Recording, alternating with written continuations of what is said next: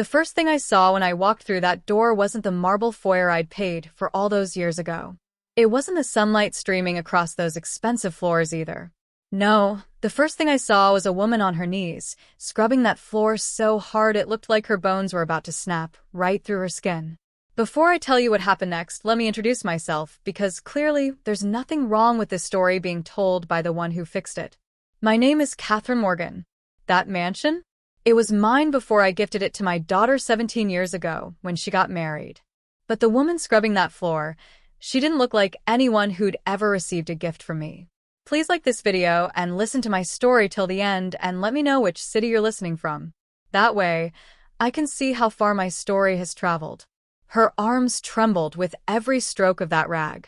Her head was bowed so low I could count the vertebrae poking through her sweat-soaked shirt. Her hair was matted, dull, lifeless. She looked exhausted in a way that went beyond tired, you know? It was like no one in that mansion cared whether she looked human anymore. The gray bucket beside her was full of water the color of old sadness, if sadness had a color. I stepped inside completely and let that heavy door click shut behind me.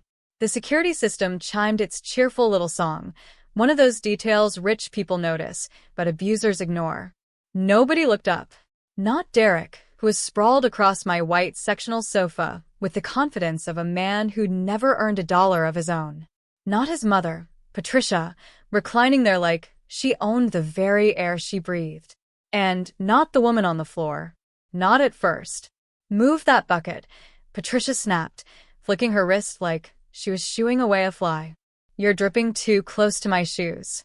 The woman actually flinched and grabbed that bucket, scooting it just an inch. Just 1 inch, as if she knew even that small movement could cost her something. And that's when she finally looked up at me. Her eyes, oh God, those eyes. They were empty. Not tired, not stressed, empty, as if someone had reached inside her and scooped out everything that made her a person. I felt my breath catch in my throat because those eyes belonged to my daughter. To Sarah. She didn't speak. Didn't cry out. Didn't run to me or smile or break down. She just stared at me like she was trying to remember me from somewhere far away, like I was a name she knew but had forgotten, like I was a face she didn't have permission to recognize. My own child didn't know me. And the worst part? Derek and Patricia didn't even bother to turn their heads. Derek snapped his fingers. It was a sharp, dismissive sound that made Sarah flinch, so hard the dirty water sloshed out of the bucket. If you're with me, if this moment touches that place in you that remembers what it feels like to see your child diminished, drop a little heart in the comments so I know I'm not standing in this memory alone. I forced myself to move forward, my heels clicking against that floor. Only then did Patricia look my way. "Can we help you?" she asked without interest, looking at me like I was a delivery driver who'd wandered into the wrong house. Sarah kept watching me. Her breath was shallow, her shoulders shaking. I saw her mouth open slightly, as if a name might come out, but she snapped it shut again. Too scared. Too conditioned. Too broken. 17 years of hard work overseas, and this is what I came back to. Not luxury, not pride, not the life I'd hoped my daughter would live. But a stranger scrubbing the floor she already owned while the people sitting above her thought I was going to walk in calmly and leave just as quietly. They thought the woman at their feet belonged to them. My fingers curled around my phone in my pocket. Not shaking, not trembling, just calm and filled with purpose. I stepped toward the tall window where the signal was strongest, turned just enough so everyone could hear me, and dialed the only number I needed in that moment. When the line opened, I didn't breathe before speaking. I didn't have to. My voice cut clean through that room. "Open the contingency file." What happens when a mother comes back to find her daughter living as a prisoner in her own home? Wait till you see what I did next. Sarah stared at me the way people stare when they wake up in someone else's house and can't remember how they got there. Her eyes moved slowly over my face, searching for a name to attach to the features in front of her. I saw her lungs expand as she tried to place me. Her gaze traveled from my silver hair down to my mouth, then back to my eyes. It was like she was flipping through a dusty book in her mind, one she hadn't opened in years. For just a second, something flickered there, recognition trying to claw its way up through the exhaustion. But it fell back before it could reach the surface. I ended the call and slipped my phone into my purse, keeping my eyes on her. Those last words I'd spoken into that line still hung in the air between us like a silent threat that no one understood but me. I leaned my purse against the wall and walked toward her, slowly, carefully, like I was approaching a wounded animal that might bolt or break if I spooked it. The rag was still in her hands, dripping dirty water onto the marble around her knees. I stopped right in front of her and lowered myself down. My old bones protested, but I didn't let it show on my face. "Sarah," I said softly. Her name felt strange in my mouth, like something I'd been repeating to myself in hotel rooms and airports and office corridors abroad, then suddenly hearing it in the wrong place. Her whole body flinched, not from surprise at my voice, but with a sharp, instinctive fear, the way a child reacts when they've learned certain sounds are followed by pain. Her grip tightened on that rag. Her head dropped, chin to chest. She wouldn't look me in the eye. Behind us, Patricia let out a scoffing sound, a noise of dismissal. "She gets tired," Patricia said, her words floating over to us like air freshener over a trash bag. "She likes to stay busy. She doesn't mind." That laugh left a bitter taste under my tongue. I stayed focused on Sarah. Up close, the details hit me harder. The skin around her mouth was cracked and dry. Her cuticles were torn and raw. Fine lines had spread across her forehead, the kind that come from crying in the dark with no one there to see it. A strand of hair broke free from her messy bun and stuck to the side of her face, wet with sweat. I reached out slowly, offering my hand but not touching her, just putting it in the air between us. "Look at me, baby," I whispered. The word baby slipped out before I could stop it. 17 years is a long time to be away, but it's not long enough to retrain a mother's tongue. Her shoulders stiffened. Her eyes lifted just enough to brush my face, as if she'd been taught that direct eye contact was some kind of rebellion. Up close, I saw it. The dark yellow shadow on the edge of her jaw. The faint darkness along her collarbone where the neckline of her shirt dipped. I let my gaze travel down, careful not to react. Down to her arm, right where her sleeve ended. A bruise bloomed under her golden skin, half hidden, oval and ugly. There were older marks too, fading at the edges but still there, hanging like memories someone tried and failed to erase. My heart beat a slow, controlled rhythm. Not the kind that sends a woman weeping, but the kind that sharpens every thought. "Is she done cleaning yet?" Derek called from the sofa, his tone smooth. "You're making the floor too wet." He spoke about her like she was a tool, like she didn't have ears of her own. Sarah didn't answer. She put the rag back in the bucket, her fingers shaking enough for me to see. The water rippled. Patricia made a little noise of annoyance in the background, but didn't move her feet. I moved a little closer to my daughter, close enough to smell the mix of cheap detergent and stale sweat clinging to her clothes. "Sarah," I tried again, my voice even lower. "It's me." Her eyes snapped up. Then a light passed through them. Pain, shame, something trapped. Her breath hitched. The muscles in her throat worked around words that wouldn't come. I could see it, the war happening inside her between the instinct to recognize me and the fear of what that recognition might cost. If you're still listening to me and you've seen someone you love swallow their own truth just to survive, leave a little heart in the comments so I know I'm not speaking into the dark alone. "Don't distract her," Patricia said, stretching her legs out a little, her feet almost touching the wet spot on the floor. "She stops when people hover over her like that."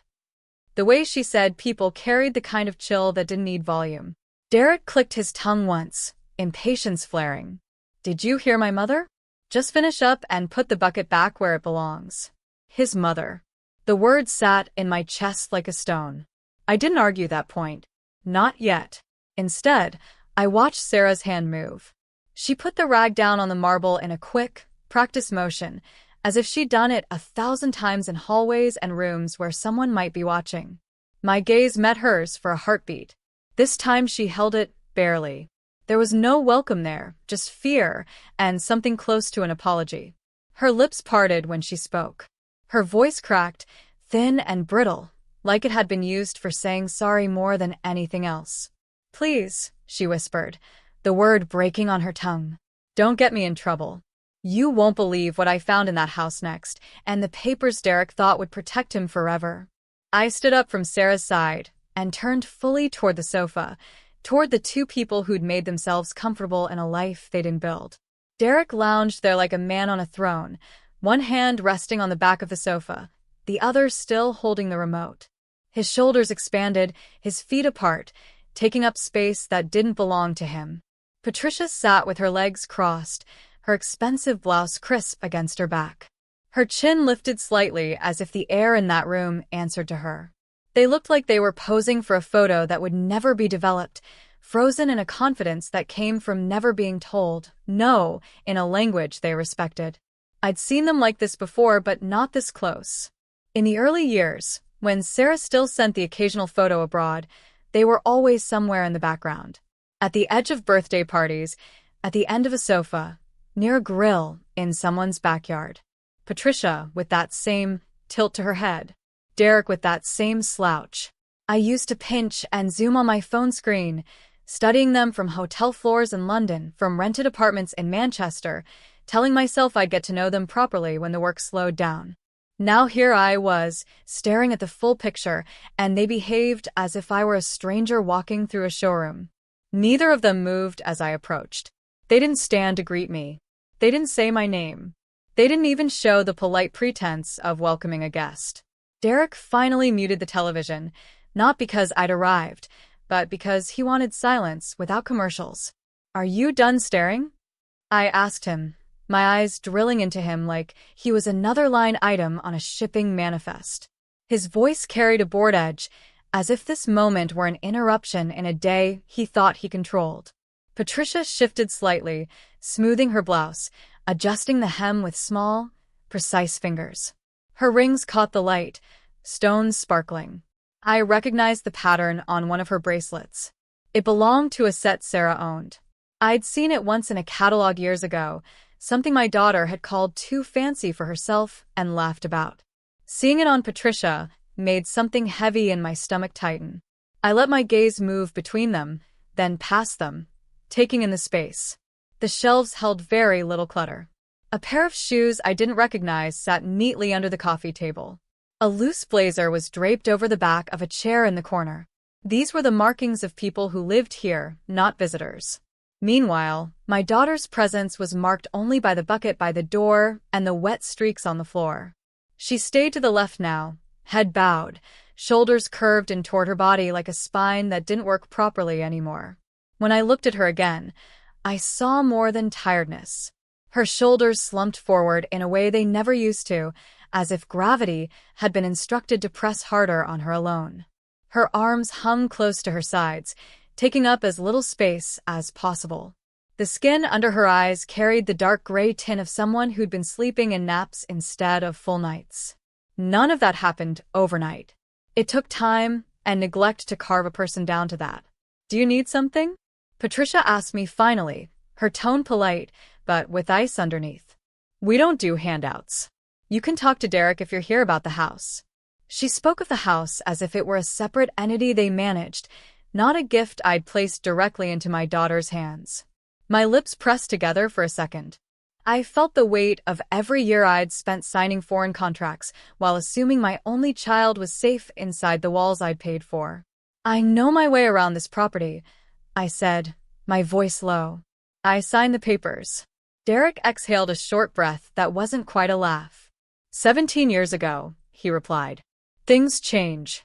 People grow up. People move on." He nodded in Sarah's direction without looking at her. "She gave us the house. You stayed away too long." The words fell without apology. No one rushed to soften them. Sarah's fingers tightened on the handle of the bucket. Her lips parted. She didn't contradict him. She didn't raise her head. Her silence sat between us, heavy and trained. He wanted me to hear the accusation in what he said, that my absence was a permission slip, that my distance made his theft legitimate.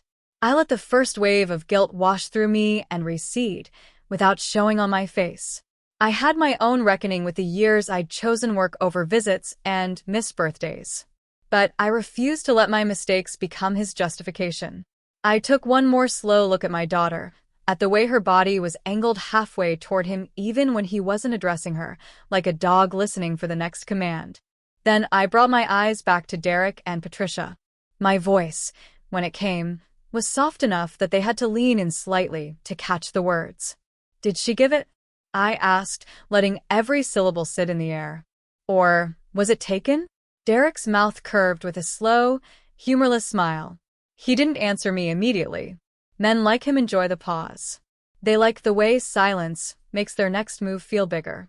He leaned forward, placed the remote carefully on the glass table, and stood up from the chair with the ease of someone who'd never tightened a single screw in this house. "You want to talk about giving and taking?" he said. "Fine." He adjusted his shirt, fixing the front as if he were about to make a presentation instead of defending a robbery.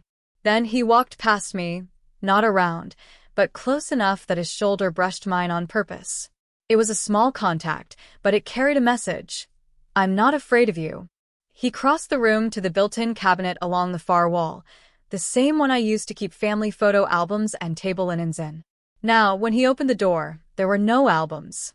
Just a stack of folders and a metal lockbox sitting where memories used to live. He reached in, pulled out the box, and placed it on top of the cabinet. The sound of the metal hitting the wood rang sharply in the room. Sarah flinched at the noise, her fingers tightening again on the rag. Patricia watched with curiosity, as if she'd seen this show before. Derek pulled a key from his pocket and unlocked the box. The click of the tumblers falling into place sounded louder than it should have. He lifted the lid and flipped through papers, practicing with his fingers until he found what he wanted. When he turned back to me, he was holding a manila folder, the edges worn from being handled too often. "You don't have to take my word for it," he said, his tone carrying a smug smoothness. "We like to do things right here." He walked back, slow and controlled, and dropped the folder on the table between us. The folder fell open enough for a stack of documents to peek out, white against the orange.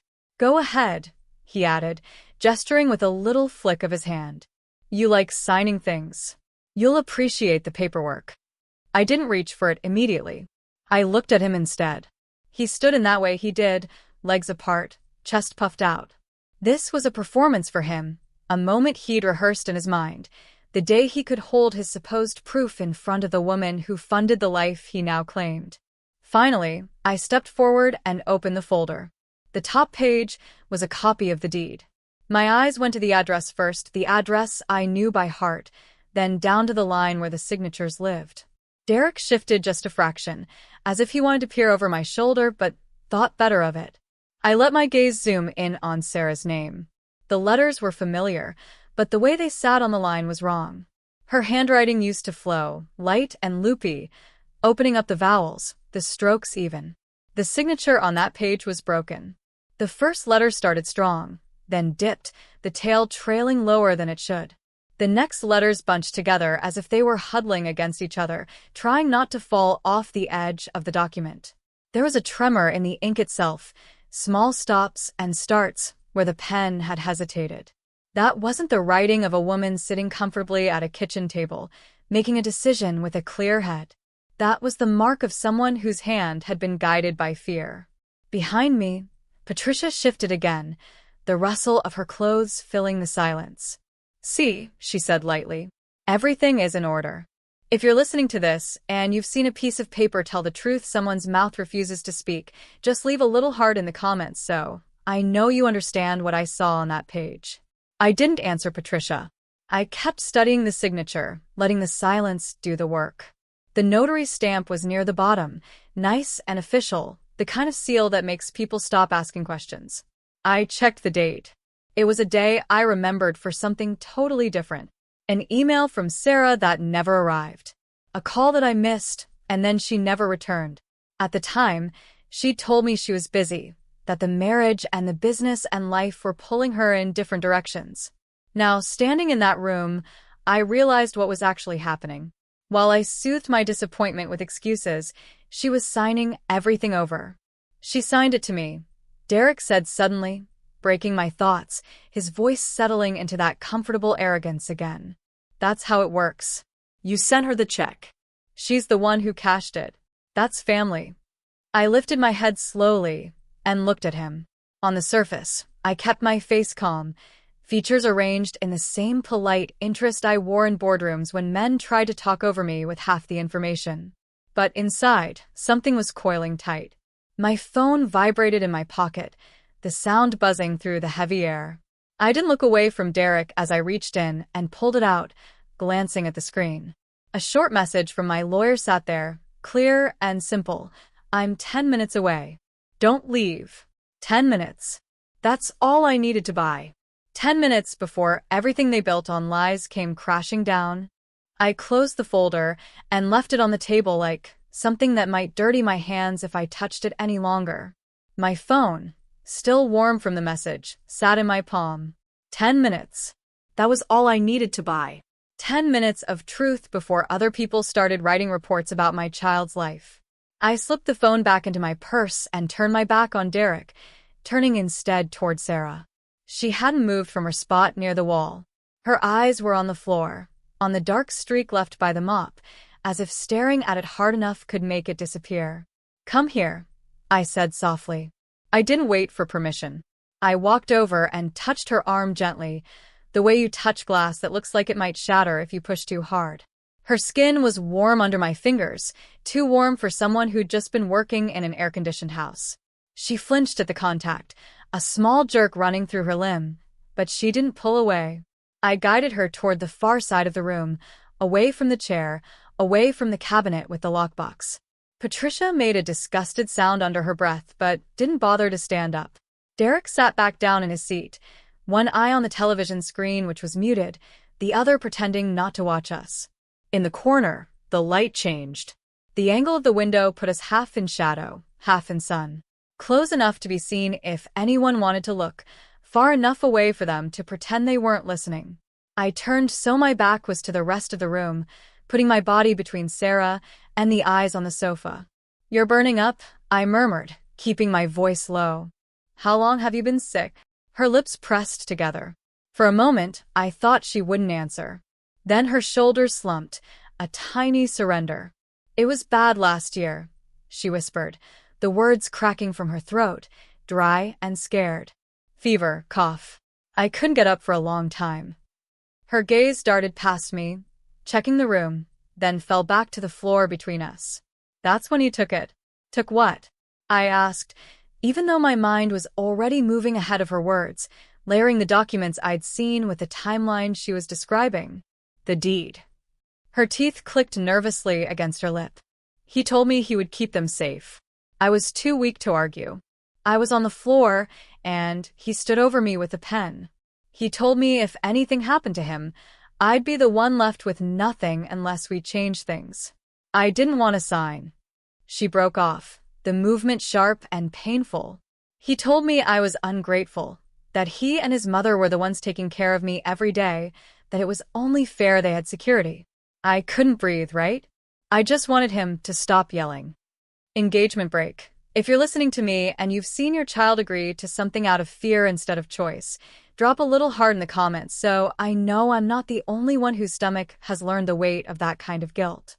So you signed, I said quietly. It wasn't a question. Her eyes filled up, but no tears fell. I didn't mean to, she said. My hand was shaking. I told him we should wait, that you should be here for anything important. He told me you were living your new life, and I had to stop acting like a little girl waiting for mommy to fix everything. Each word hit me like a separate blow, but I let them land. I needed the full shape of this, not a softened version. He grabbed my arm. Her voice dropped to a whisper. He pressed the pen into my fingers.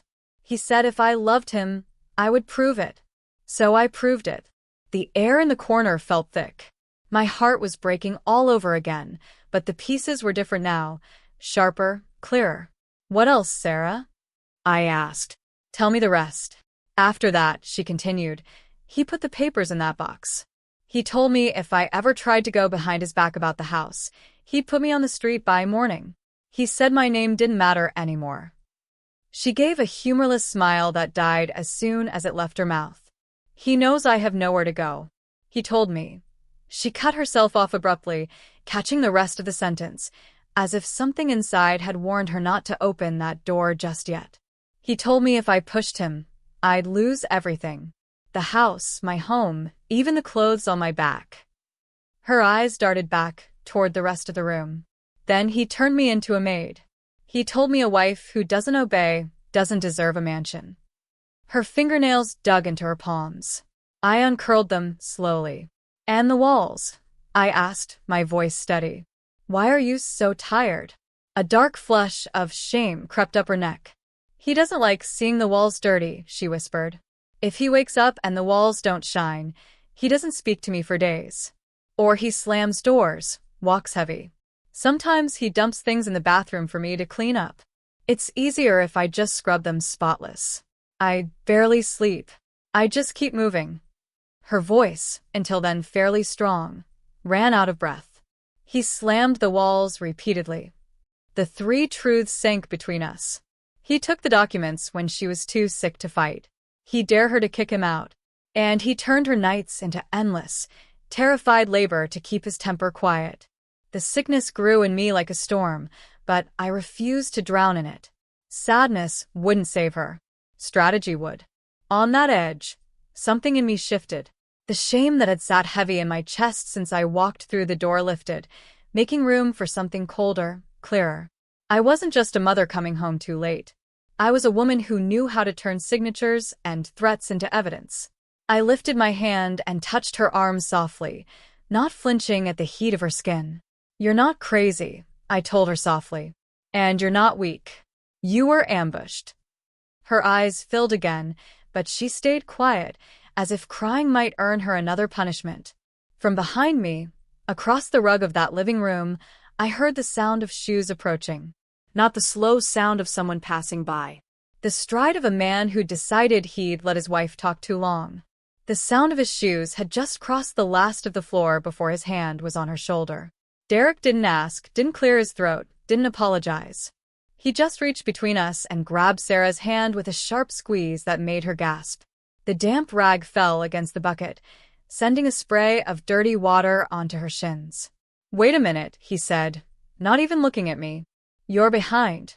His tone was smooth, the kind of smooth that comes from practice. He turned her shoulder, pulling her back toward his chest like a weapon returning to its holster. Sarah's hands came up automatically, muscles conditioned, protecting herself before he even struck. Her eyes darted between his face and mine, panic fluttering at the corners of her mouth. She opened her lips as if to explain, then closed them again when she saw his jaw tighten. She started talking. He cut her off. You were just talking when there's still work to be done. He turned his eyes to me then, finally acknowledging that I existed. Up close, I could see the fine line of irritation in his brow, the tiny pulse of a vein in his temple.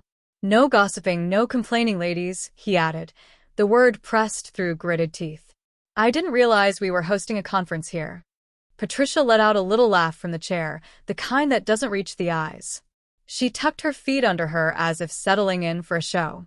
I didn't back down. I didn't apologize. I shifted my body just enough to put myself between him and Sarah, my hand resting lightly at my side, not touching her, but close enough so she could feel I hadn't moved. She's been on her feet since before I walked in, I said calmly. She can sit for a moment. She doesn't move from this house, Derek shot back. The easy charm he probably used on neighbors and church members slipped off his face like a mask placed on the table. What sat underneath was something harder, smaller. You left your keys and your money here years ago and went to chase your dreams abroad. That doesn't give you the right to waltz back in and interrupt how things are done. His voice rose a little on the last few words, but not enough to be called yelling. That's how he liked to do his damage, just under the line of what other people might call abuse if they heard it without context. I saw Sarah's shoulders hunching closer. I saw her eyes touch the floor again. Michael, Patricia said very softly. Don't worry, she's just adjusting. The word adjusting hung in the air like a bad smell. He scoffed, never taking his eyes off me. I'm calm, he said. I'm just setting a boundary. He took a step closer. The smell of his cologne hit me, heavy and acidic, trying to cover the scent of stale sweat that floated around all the hard surfaces of the room. "This is my house," he said softly, like explaining something to a stubborn child. "My land, my decisions. You're a guest here, Eleanor. Don't confuse that." My name in his mouth felt like an insult. Behind me, I could feel Sarah shrinking back, as if she could become small enough to fall into the corner behind the drapes. I met his gaze and held it. Years of sitting across from men in suits who thought my accent and my gender meant they could talk to me cheaper had given me practice. This was a different battlefield, but the opponent was familiar. I let my face go smooth. I didn't cross my arms. I didn't purse my lips. Only my eyes changed, narrowing the way they did when I read fine print in a contract. "You're right about one thing," I told him. I left. I went where I had to go to build what I needed to build. I stayed away too long. That's on me. I let those words settle because they were true, and the truth has its own weight. Then I leaned in just enough to make him decide whether to step back or stand there and let my presence be in his face. He chose the ground, his jaw tightening another notch. "But you're wrong about this floor," I added, my voice dropping low so only the three of us in that corridor could hear it. "You're living inside a decision that was never yours." His nostrils flared. "She gave it all," he repeated like a man reciting his favorite scripture. "She signed it to me. That makes it mine." End of story. He liked that line. He'd probably used it in this room before. I studied him for a long breath, taking in the small bead of sweat at his hairline, the vein jumping near his collar, the way his hand flexed once, twice, wanting to grab something. I thought about the signature on that deed, the dips, the tremor in the ink, the fever Sarah had described, the way her hand had shaken. My heartbeat, which had been a heavy rhythm when I started walking across this room, settled into something steady, almost strangely calm. "No," I said finally. "Not end of story." The air stretched tight between us. Patricia shifted again on the sofa, her clothes rustling. Somewhere deeper in the house, a pipe groaned softly as water moved through it. Outside, a car drove past, tires crunching softly on the pavement.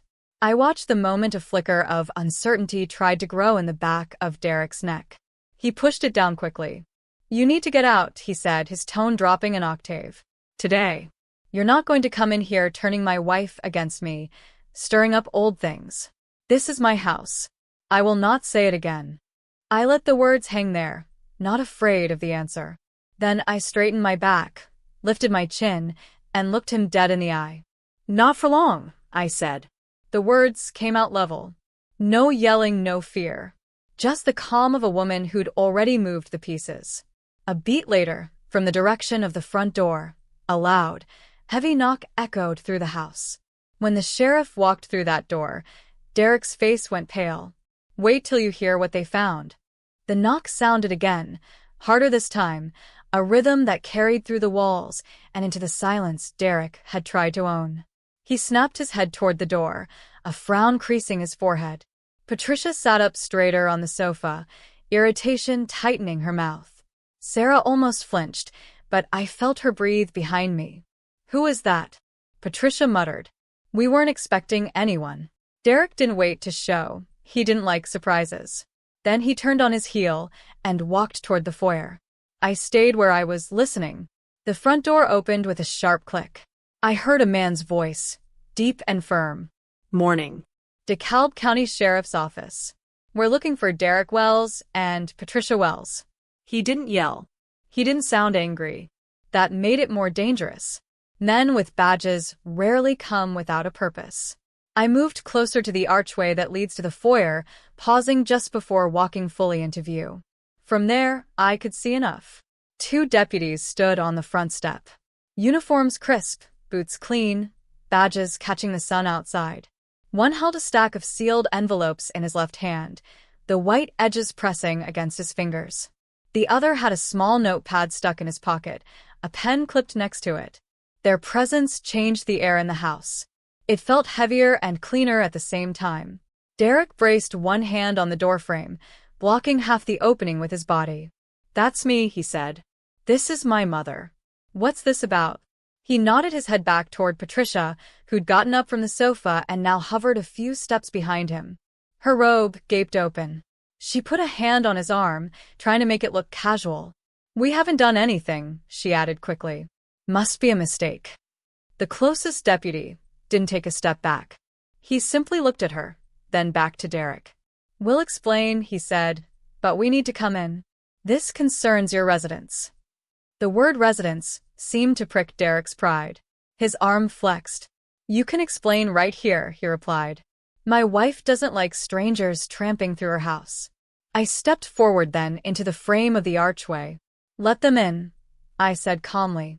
"It's my house they're standing in front of, and I'd like to hear what they came to say." The deputy's eyes locked onto me, assessing. He took in the bucket by the wall, the mop, the bruised shadow of Sarah pressed near the corner, Patricia's silk robe. He didn't let surprise show, but I could see he was gathering details, cataloging them in silence. "If you're listening to me now and you've seen authority walk into a room where people thought they'd never be challenged, leave us a little heart below so I know you understand that strange mix of fear and relief." Derek shot me a look over his shoulder, hot and sharp, but he stepped aside anyway. Pride changes when uniforms get involved. The deputies walked inside. The larger one closed the door slowly behind him, then turned so he could face us all at once. "Mr. Wells, Mrs. Wells," he nodded first to Derek, then to Patricia. "We're here to serve you with a court order issued this afternoon by the city court." Patricia's hand tightened on Derek's arm. "I told you we haven't done anything," she said, voice rising. "We pay our taxes. We mind our business." "Ma'am," the deputy replied, "you'll have a chance to respond. Right now, our job is to present this and make you aware of what it means." He unsealed the top envelope, being careful not to rip the paper, and pulled out a document. He didn't hand it over yet. He read from it first. "This order places a temporary freeze on all property-related actions regarding this residence," he recited, eyes moving slowly across the page. "It also initiates an investigation into suspected coercion, intimidation, and possible forced servitude occurring within these walls." The words fell into the room one by one like heavy stones into a quiet pond. Sarah's head snapped up. I saw her eyes go wide, confused, fighting for space. Patricia's mouth opened, then closed, then opened again like a fish gasping in air. "Forced servitude," she repeated, scandal and fear blended together. "That's ridiculous. It's family." The deputy glanced toward Sarah just for a moment, then back to the page. "We're not here to debate the details," he said. "We're here to ensure nothing changes about the ownership or occupancy until the investigation is complete. No selling, no transferring, no evicting." At that moment, Derek's eyes darted toward me. Something ugly moved across his face, a shadow passing behind his gaze. The second deputy stepped forward and extended the document. "You're named in the order," he said.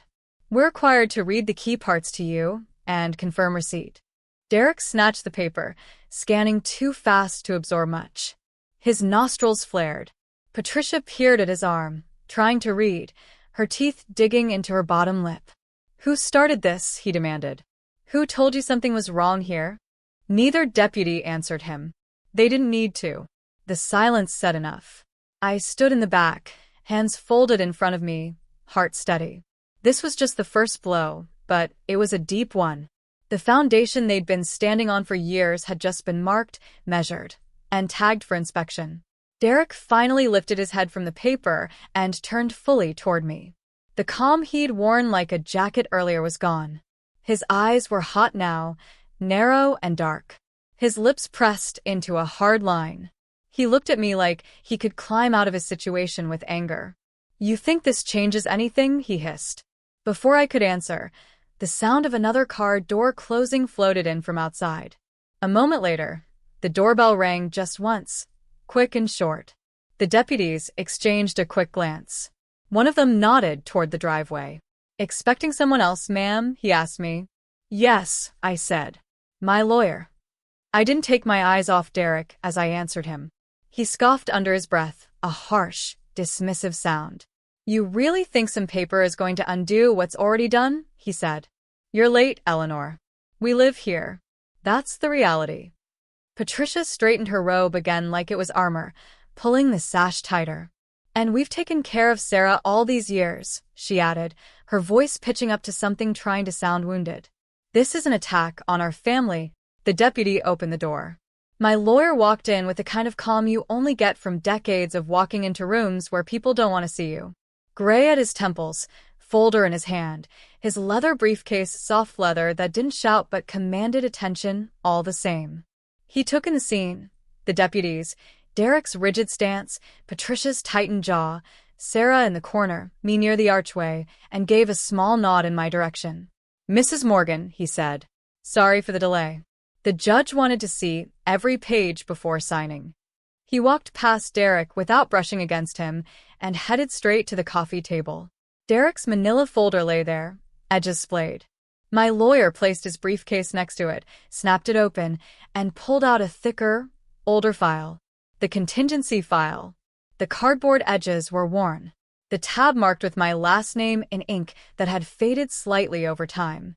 Seeing it again after all those years felt like watching a ghost of myself from long ago walk into the room. What is this supposed to be? Derek asked, trying to sound unimpressed. Another box of accusations? My lawyer didn't rise to the bait. He opened the file with careful fingers and spread the contents on the table surface. The room seemed to hold its breath. On top lay the original deed, the one I'd signed before I ever boarded a plane out of Georgia, when Sarah's laughter still filled these rooms. Behind it, another document and another, each bearing my signature, her signature, dates marching in order. This, my lawyer said evenly, is the record of how this house was acquired. And this, he tapped the second page, is the agreement you and I put in place before you relocated, Mrs. Morgan. He glanced my way, then returned his eyes to the deputies. At her instruction, we included specific protections. One of the deputies leaned closer, resting his hands lightly on his belt as he looked down at the table. The other pulled out his notepad, pen clicking open and ready.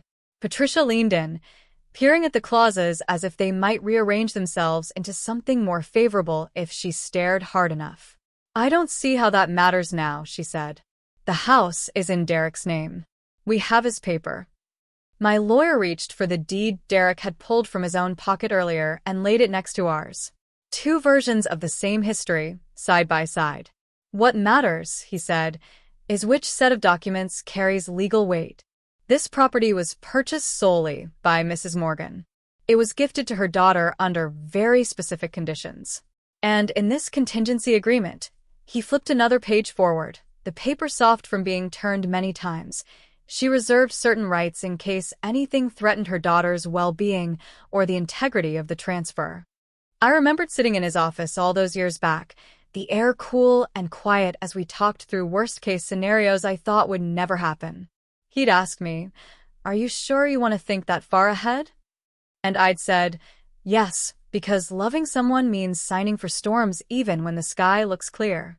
"What conditions?" one of the deputies asked. My lawyer pointed to a paragraph halfway down the page, the lines dense, the words precise. "Here," he said. In plain language, it states that any transfer, sharing, or surrender of this property made under intimidation, coercion, manipulation, or physical or emotional abuse shall be considered void.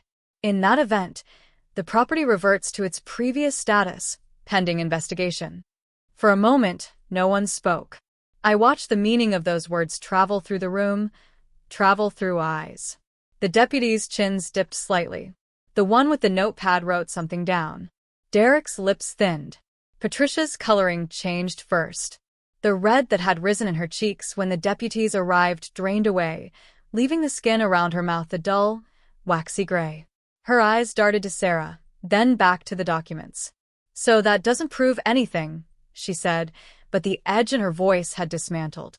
"People write all kinds of things that don't mean anything. If you've ever watched someone realize the trap they set for someone else might just snap on them instead, you know that silence that comes right before they start talking too fast. Leave a heart in the comments if you've seen that shift happen." My lawyer folded his hands lightly in front of him, On their own, this contingency agreement is just words on paper, he said. But in context with the sudden freezing of the property, with the questionable signature Mr. Wells produced, with Mrs. Morgan's account of what she found when she returned, it becomes something more. One of the deputies nodded slowly. Especially with visible signs of distress, he added, his gaze pivoting toward Sarah. She shrank from the attention, fingers twisting in the hem of her oversized shirt. What happened next unfolded like dominoes falling, one after another, each click bringing us closer to the truth I'd known the moment I walked through that door. They interviewed Sarah. They found the closet.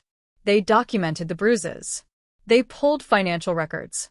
And when they discovered Patricia had faked cancer to steal Sarah's salon money, the look on their faces when that lie came crashing down. I'll never forget it. The deputies placed them both under arrest. Derek tried to square his shoulders as if he could still pose while walking in chains, but the handcuffs changed everything. He couldn't swing his arms. He couldn't point. He couldn't grab. He could only walk. Patricia kept her head down, hair falling forward, robe no longer regal in the evening light. The deputies guided them into separate vehicles, heavy doors opening and closing with final thuds.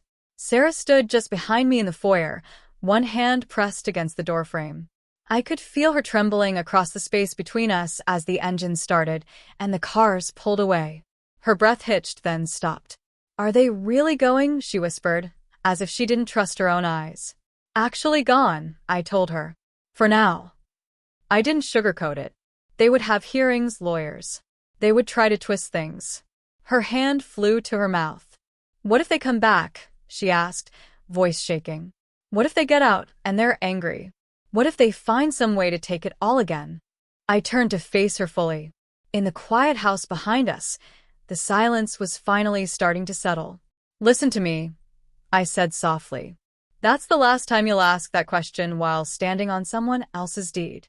She looked up at me, confusion mixing with fear. I reached into my bag and pulled out the contingency file, the one that had started as a what-if in a quiet law office years ago. The cardboard was warm from being held for so long. I placed it carefully in her hands. She looked down at it like it might burn her. "What is this?" she whispered. "Insurance," I said. "Not the kind they sell on the phone. The kind a mother writes when she knows she can't be in two places at once." I tapped the file gently. "Your name is on those pages just like mine. Every signature, every clause, every protection we built into this house is in your hands right now." Her fingers curled around the file. She looked up, eyes shining with something new that hadn't been there hours ago. Something like the beginning of belief. "But what if it's not enough?" she asked. "What if they find another way?" I leaned closer, close enough to see my own reflection in her pupils, older and tired than I remembered, but still standing. "Baby," I said, my voice steady. "This house has always been yours. They just thought you were alone." It was almost dark when we finally stood in front of that door. The master bedroom. Her bedroom. Her bare feet hesitated on the threshold where the hardwood met the bedroom carpet, as if crossing it might wake a monster. "Are you sure I can go in?" she asked. It broke my heart that she needed to ask permission to enter a room with her own name on the deed. I leaned against the opposite wall, not touching her, just close enough so she felt I was there. "You don't need my permission," I said. "But yes, I'm sure." "Open it." She touched the knob like it might burn her, then turned it. It turned smooth under her hand. Something flickered in her eyes, surprise, then something like grief that it had always been this easy and still felt so impossible. She pushed the door open. Inside, we found her things. Her memories. Her life. All of it hidden away in bags and boxes like she'd never existed, like the version of her with hope was bad for business. "They took everything that reminded me I had a life before them," she said quietly. "Not just things. Plans. Even my name." She stood slowly, looking around the master bedroom again. "I forgot what it felt like to have a door," she whispered. "One I could close where no one was allowed unless I said so." I walked to the bed and sat on the edge, patting the space beside me. "Do you remember now?" I said. This room doesn't belong to his voice or hers. It belongs to the woman whose name is on every real piece of paper connected to this house. She joined me, shoulders shaking, the file still in one hand. I took it gently, placed it on the nightstand. You won't be sleeping in that closet again, I told her. If you wake up in the middle of the night reaching for a mop, you come in here until your body understands the war is over. Her throat worked around a sound that turned into a sob. Finally, she broke down and fell into my arms. I don't know how to live without listening for his footsteps, she admitted. I don't know how to rest in a room without wondering what I'll pay for it later. I put my hand over hers, the same one that had signed too low under someone else's threats, and squeezed. You don't have to know tonight, I told her. You just have to know you can figure it out. She turned her head to look at me. For the first time since I'd stepped back into Georgia, I saw a glint of the girl who used to dance in the living room after closing, singing off-key while she braided hair. Messy, wounded, thinner, but still there. Mom. Her voice cracked, but the word was clear. I want to live again. Tell me how. I wiped a tear from her cheek with my thumb, then folded her fingers around the edge of the blanket and tucked her into the bed that was hers. Start tonight, I whispered. You're home. So let me ask you something. Tell me in the comments. And if you've dealt with something similar, share your story. You're not alone. Sometimes the people who promise to love you are the ones who hurt you most. Sometimes going away doesn't mean you stopped caring. Sometimes a mother's love means building a safety net even when the sky looks clear. And sometimes, justice shows up exactly when you need it most. Subscribe for more stories about standing your ground and reclaiming your life. Because if there's one thing I learned that day, it's this. You are never too late to save the people you love. You are never too old to fight. And you are never, ever powerless when you remember who you are. Sarah sleeps in her bedroom now. The closet door stays locked. Derek and Patricia? Well, let's just say they're learning what it feels like to have their freedom taken away. And me? I'm right where I belong. Right here with my daughter. Right here where I should have been all along. My name is Catherine Morgan. And this is how I took back my daughter's life.